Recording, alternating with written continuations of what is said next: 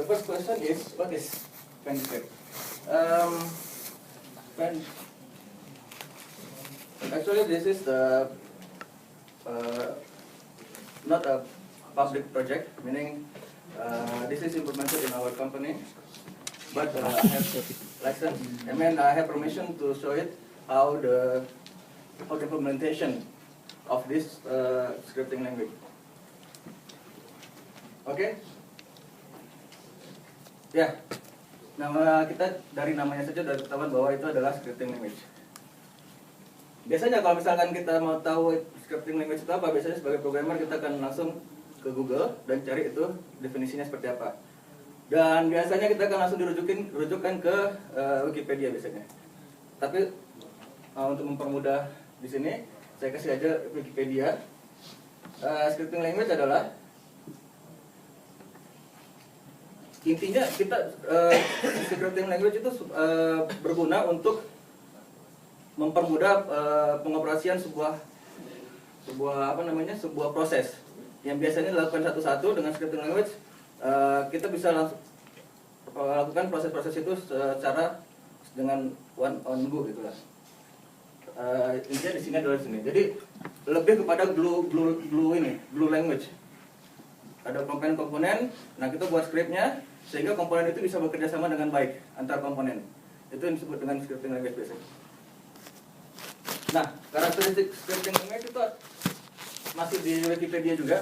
Itu ada beberapa, ada 4. Pertama, dia harus mudah digunakan. Kemudian, nah ini harus memberikan fasilitas-fasilitas lengkap sehingga mempermudah pekerjaan si programmer tersebut.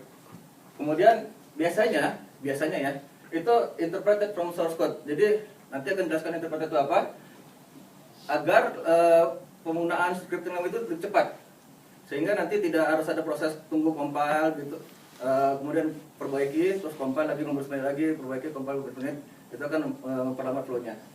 Jadi biasanya scripting language itu interpreted. Kemudian relatively loose structure. Scripting language biasanya nggak baku, karena itu tadi supaya mempermudah pemakaiannya. Dari 4 ini sebenarnya PanScript itu ada satu yang kita nggak pakai, karena ini lebih kepada nanti yang setelah ini kita akan itu lebih kepada untuk embedded. Kemudian tadi interpreted language, scripting language ini interpreted itu apa? Masih dari Wikipedia juga. Yang tidak dikompil, intinya seperti itu. Jadi dari source code kita langsung baca source code-nya, kemudian kita langsung jalankan. Biasanya line by line. Kemudian, nah, tadi kenapa kita tidak ada yang OS facilities? Karena sifatnya ini embedded. Embedded maksudnya jadi dia hanya mengakomodasi kebutuhan satu aplikasi aja. Sayangnya nggak ada di Wikipedia embedded language itu apa. Yang jelas embedded adalah ada sebuah bahasa yang kita tempelkan di atas sebuah aplikasi, sehingga kita bisa mengontrol aplikasi itu menggunakan bahasa scripting itu. Nah, itu seperti itu namanya embedded language. Python biasanya juga bisa digunakan sebagai embedded. Ada biasanya dia ke C. Kemudian, nah, aplikasinya apa tadi? Jadi aplikasi sebenarnya PanScript itu digunakan oleh Android-based mobile sales and distribution software. Itu aplikasi kita. Tapi kita nggak akan bahas itu. Jadi spesifik kegunaannya. Nah, pertanyaannya adalah kenapa nggak kita pakai Python aja untuk scriptingnya? Ya, kalau dibandingkan dengan Python sih PanScript adalah simple. Cuman bukan simple penggunaannya, nggak juga simple bacanya, tapi simple implementasinya. Jadi kalau kita bandingkan nanti implementasi di Python, kita mengimplementasikan Python di aplikasi kita dengan PanScript di aplikasi kita, itu jauh lebih mudah kita implementasiin di situ. Pada waktunya lebih cepat. Kemudian,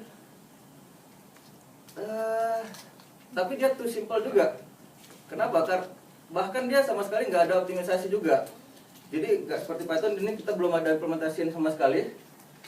But ya, mungkin nanti kedepannya ya. Kemudian, tapi alasan utama kenapa kita mengimplementasikan PanScript ini ketimbang kita menggunakan Python adalah ukurannya. Kenapa? Ya karena sebagai aplikasi Android yang jalan di mobile, kita butuh aplikasi tersebut bisa di-upgrade sewaktu-waktu.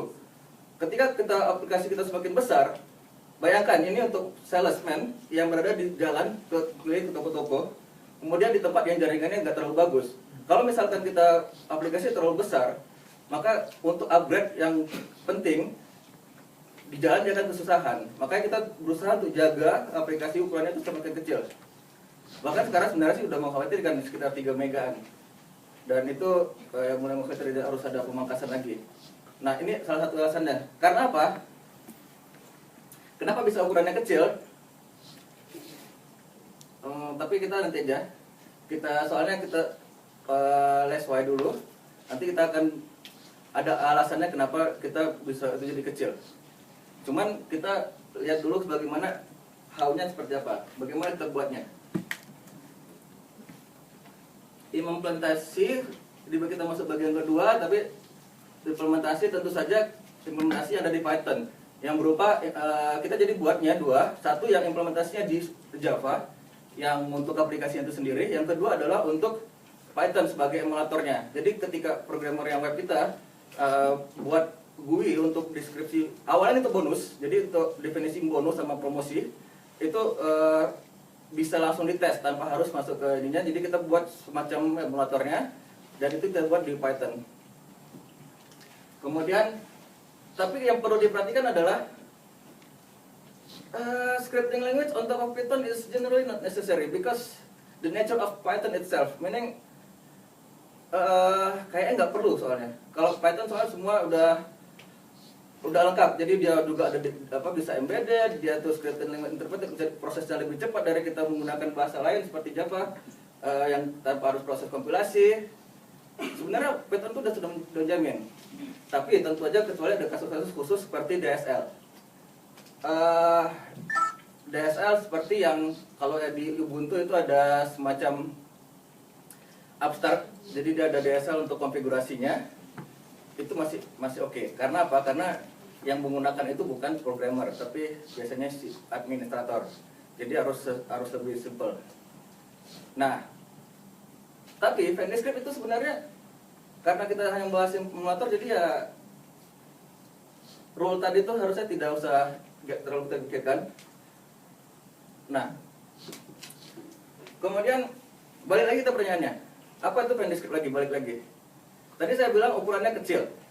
Kenapa? Kemudian kalau misalkan kita punya JSON, kemudian kita punya list, kita gabungkan, maka hasilnya akan menjadi VanDescript. Ukuran dari, jadi kalau misalkan kita lihat itu ada semacam, kalau bahasa scripting kita punya parsernya, kemudian nanti ada yang semacam semantic analyzer-nya, semacam nanti ada muncul juga di sini. Kita menggunakan parser JSON-nya. Kenapa? Karena di setiap aplikasi Android itu udah ada biasanya embedded untuk JSON-nya, JSON parser. Jadi kita hanya mengurusi bagian-bagian yang setelah parsingnya. Tapi itu nanti kita lihat dulu. JSON saya pasti yakin semua yang di sini sudah tahu, karena ya bahasa pertukaran data biasanya apalagi untuk web programmer itu menggunakan JSON. Harusnya sih nggak ada yang lain selain JSON. XML kayaknya enggak juga. Bisa lihat di sini ini contohnya yang JSON-nya. Jadi kita lihat ada ada objeknya atau map kalau di Java-nya, atau dict kalau di Python. Kemudian ada list juga, tipe-tipenya ada string, ada integer, kemudian ada juga true until false-nya juga, itu JSON, semua pasti tahu. Kemudian list, kalau saya rasa list itu adalah bahasa menarik, dengan sintaks sederhana dia sangat ekspresif. Kita lihat contohnya adalah seperti ini. Ini depan faktorial. Nah, persamaannya apa antara list dengan JSON tadi? Kalau kita lihat list ini sebenarnya itu adalah list processing penyangannya. Jadi kita sintaksnya itu berbentuk seperti list. kalau kita lihat itu ada listnya, list atomicnya, define factorial if lebih kecil sama dengannya, n 1 n factorial, itu semuanya list. Dan JSON juga kita seperti lihat tadi, kita juga ada list juga di sini. Ya, ini list JSON-nya, mirip yang punyanya Python juga. Jadi kita bisa gabungkan keduanya untuk membuat sebuah bahasa yang semantically similar to Lisp, but using the JSON syntax. Oke, kita lihat sebenarnya seperti apa ininya. Si PandaScript itu, prodinya sebenarnya PandaScript itu dulu awalnya kita untuk bonus atau promo. Dan jadi ini contohnya, nggak terlalu mudah dibaca ya. Kalau misalkan kita lihat, kita format sedikit. Nah ini agak kita yang nggak penting kita buangin, kita redupkan sedikit. Nah bisa dilihat kita punya deskripsinya, kemudian itu inputnya itu condition, kemudian outputnya itu deskripsinya itu sendiri. Jadi kalau yang udah pernah pakai list atau functional programming yang lainnya harusnya sih langsung kelihatan modenya. Ada n hash 123 itu product ID. Nah yang ini itu adalah list dari ini untuk akses variabel di script ini. Jadi artinya akses variabel namanya product. Jadi ambil dari produk itu produk ID yang produk yang ID-nya adalah itu 11231 ini. Kemudian cek kalau misalkan kuantitinya lebih besar dari 100, maka script ini harus dijalankan.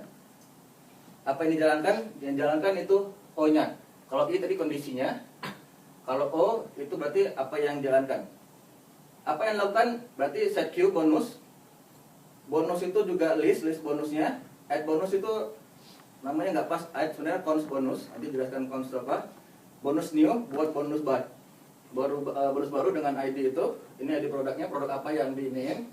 Kalau di sini, aduh, kok bisa hilang? F5.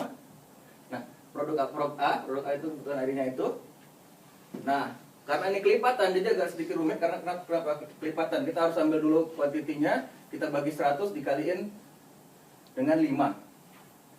Jadi 100 dapat 5, 200 dapat 10, 300 dapat 15. Jadi kita dapat 5 dibagi dulu, kemudian dikaliin 5. Cuman karena kita nggak ada quotient, jadi harus di casting manual ke integer atau ke float. Nah itu contohnya, ini yang untuk bonusnya. Cuman PandaScript ini kalau dibilang general purpose enggak juga, karena fasilitasnya yang terbatas untuk yang aplikasi induknya. Tapi dibilang terbatas juga enggak, karena kita bisa implementasikan faktorial di sini. Jadi ini working, jalan faktorialnya. Juga bisa kita jalankan semua yang fungsional, yang fungsi-fungsi dasarnya list itu kita udah implementasi ini sini. Kemudian ya ini sama, cuman nggak bisa terlalu nggak mudah dibaca seperti yang punyanya Python seperti ini. Ini sama algoritma sama yang tadi, cuman ya seperti itu. Karena emang ini juga kita untuk kebutuhannya bukan dibaca oleh orang, karena yang dari GUI-nya di generate ke script ke bahasa ini, kemudian dari bahasa ini di Android-nya juga dia akan langsung parsing dan jalankan perintah-perintah ini. Jadi nggak ada manusia yang baca itu. Nah, dan jadi kenapa kita buat seperti ini, nggak khusus spesifik, karena yang namanya aplikasi Android itu salah satu di lapangan kita nggak tahu berapa apa aja. Ada alasan kenapa software luar yang untuk bisnis nggak terlalu bisa dipakai di Indonesia, karena harga di Indonesia itu terlalu kompleks, harga produk. Jadi produk luar itu nggak bisa masuk, bukan bisa, harus dengan modifikasi yang besar biasanya, dan kosnya juga lebih tinggi, makanya lebih menjamur produk-produk dalam negeri yang untuk yang invoice finance gitu banyak di Indonesia, karena itu terlalu kompleks. sistem pricing kita. Kita lihat aja yang operator kan gila-gilaan itu maksudnya. Nah, makanya kita juga harus support se-fleksibel mungkin. Makanya kita buat model seperti ini. Ya, seperti itu.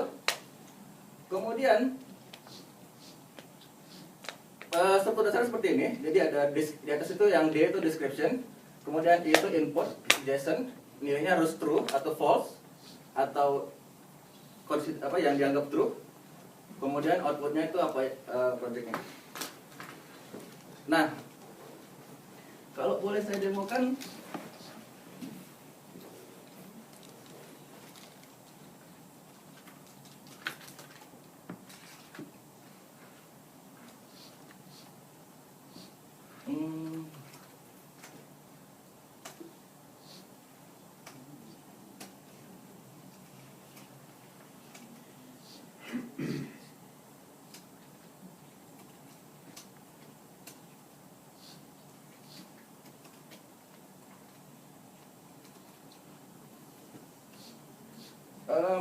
Seperti tadi kita buat dulu, misalkan kita lihat dulu sebelumnya ini produknya, Ctrl XF, kemudian data juga produk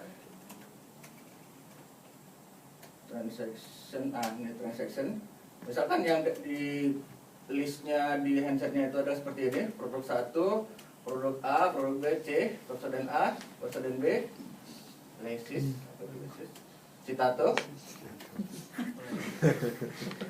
Lace ya? Lace. Oh. Dia ini nama produknya atau ID-nya, kita biar gampang dibaca. Ini 1000 ini harganya, kemudian ini diskonnya, kemudian ini kuantitinya 5. Ini unitnya. 5 ini berarti dia produk 1 beli 5. Misalkan kita mau apa ya? Kalau misalkan kita beli produk 1 dan produk A dan produk B, harus ada di tiga-tiganya, maka kita nanti dapat misalkan gelas cantik. Oke, kita buat dulu pertama yang D. Pertama kita harus beli produk 1, produk apa tadi? Produk 1, produk A dan produk B. A dan produk B dapat gelas cantik. Ini syaratnya apa? Syaratnya sudah tiga-tiganya. Berarti kita harus pakai N, kemudian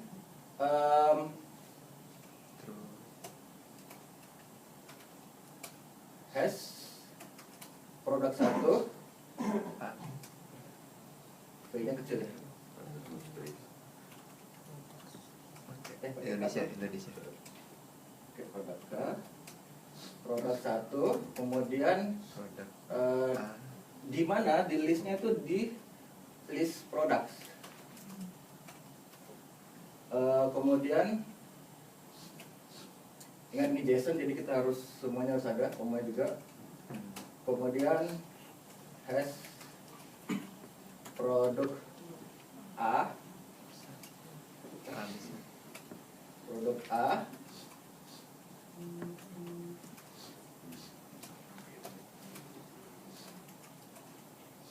karena kita mencoba dulu yang nggak ada, yang C dulu. C harusnya nggak ada dulu. Oh, ada C. D. Produk D, kemudian dari mana? Dari produk, kemudian dah selesai. D atau B? Enggak, kita contoh dulu yang nggak ada dulu di sananya. Harusnya dia nggak dapat ininya. Payung cantik, gelas cantik. Ya, harusnya nggak dapat apa namanya? Gelas cantik. Gelas cantik. Payung ini. Payung.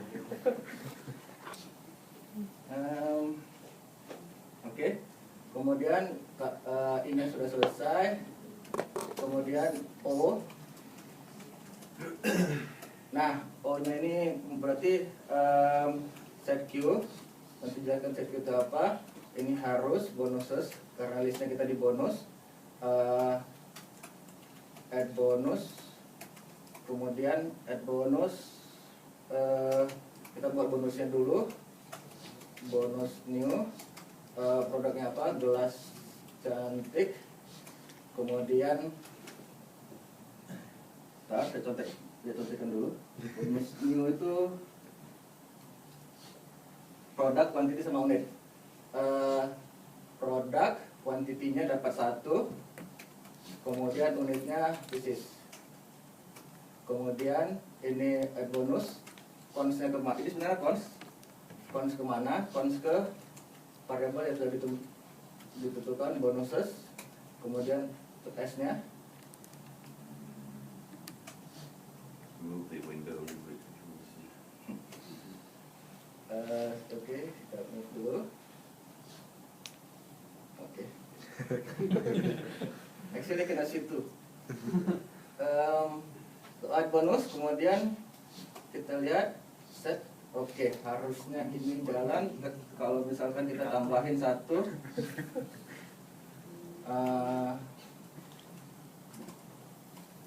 kita tambahin 1 yang tutup kurungnya. Oke.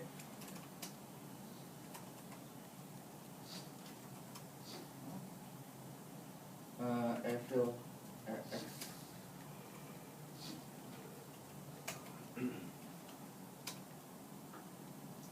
Kopi punya nggak mau. Oke. Nah, kemudian kita save. Nah, kita menjalankan terminalnya. Karena ini motor jadi kita nggak buat buinya. CD project sadik stem bonus script.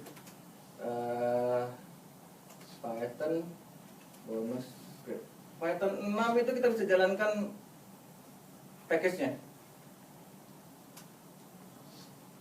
Nggak perlu .py-nya, jadi di dalam bonus ini ada kita ini foldernya, jadi kita bisa langsung jalankan.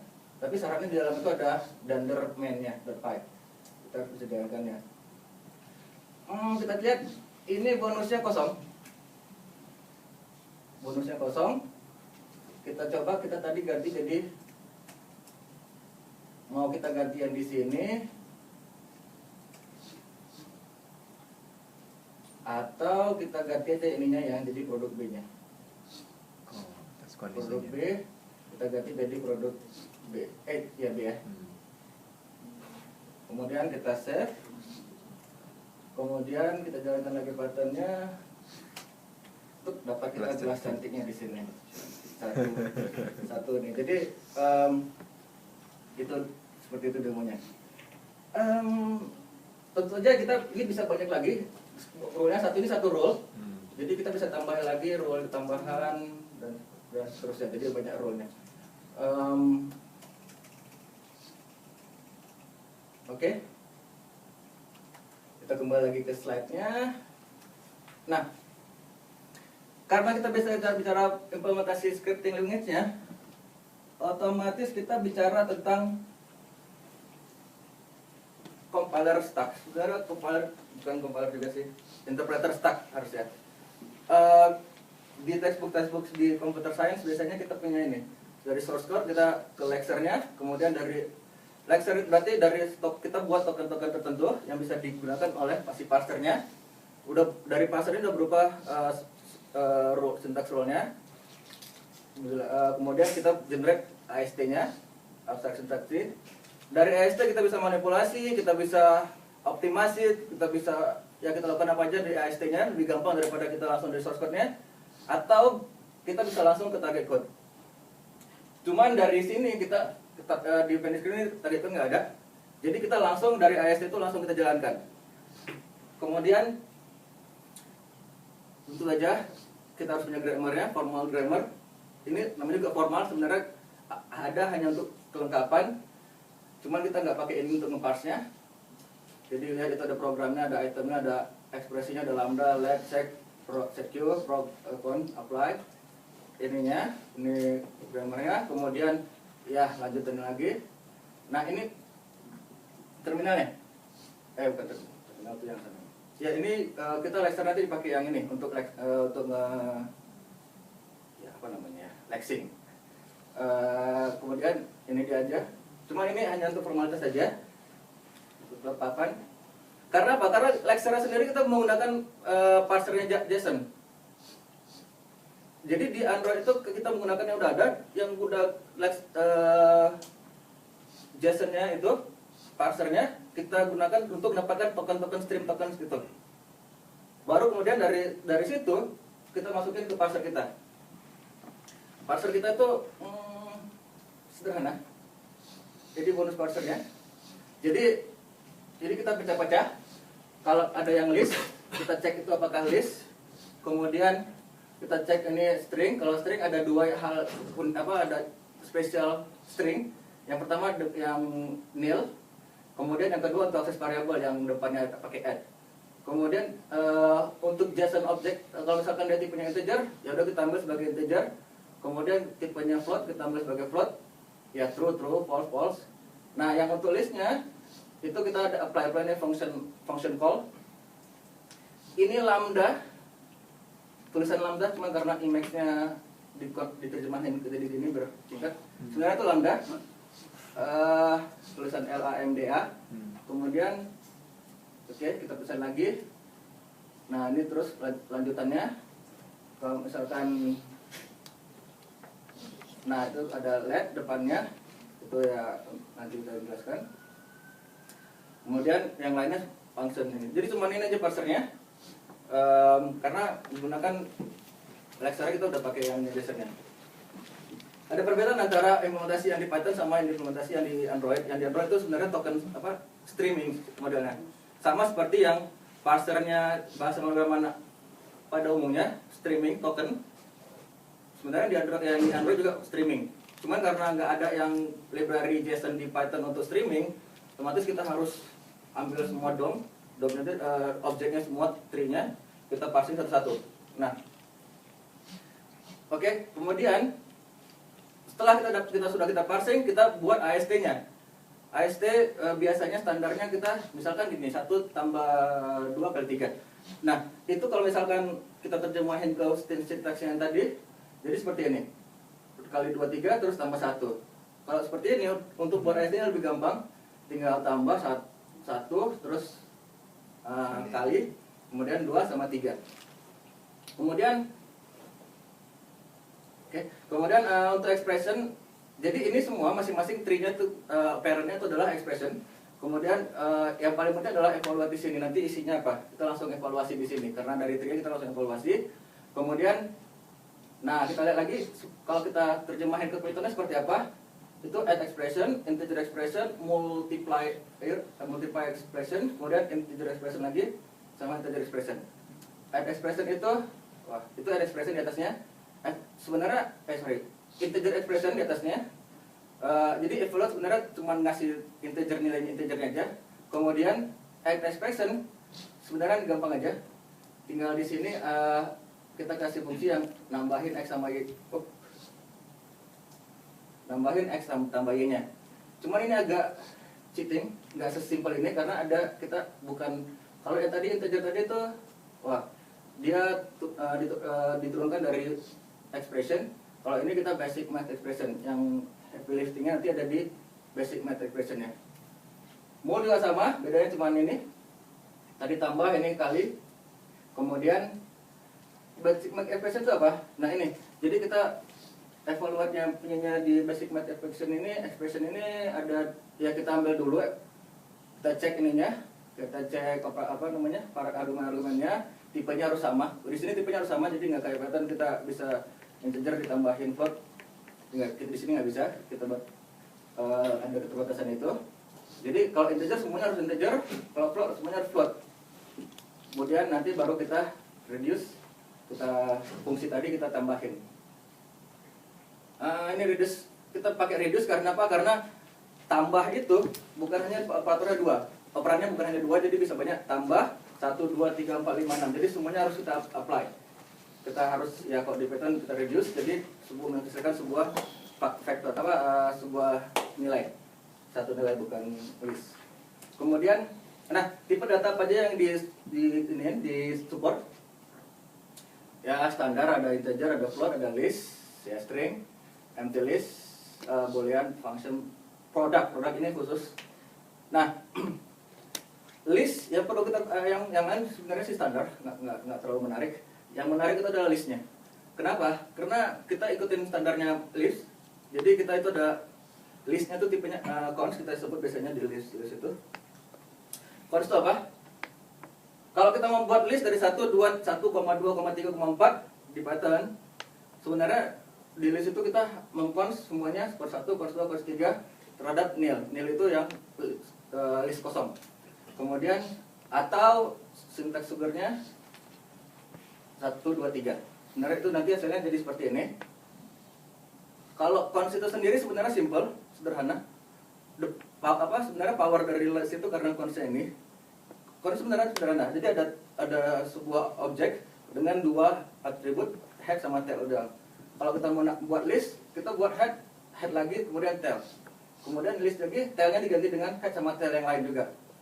Untuk list komplit, tailnya biasanya paling ujung kita ganti jadi nil. Kalau di Python sendiri sebenarnya juga sederhana, cuma tail sama head sama tail.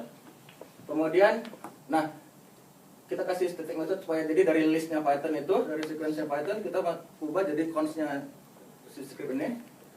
Atau sebaliknya, kita dari cons-nya si script ini kita balikin lagi sebagai